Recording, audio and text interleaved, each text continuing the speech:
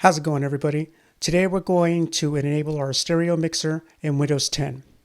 First step is to go to the bottom left-hand corner and click on a Start menu. If you don't see Control Panel on the right-hand side as an option, as you can see on my screen here, that's okay. Let's go back down to the Start menu and start typing. I'm going to search for Control Panel. CON should bring up Control Panel as your first option here in the Start menu. I'm going to click on that. The view I have here is called Category. Breaks down all the options and categories. You may not see the same thing here. You might see a large view of icons or the smaller view. Just go up here to the upper right hand corner and View By and select that drop down menu and select Category. From here we're going to go to Hardware and Sound, and then we'll click on Sound.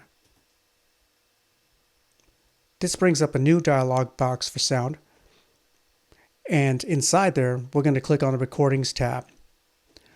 Now here's where the stereo mixer should be, but since it's disabled, it's not available or visible. If you right hand click, Show Disabled Devices, you'll see the stereo mixer, and indeed it is disabled.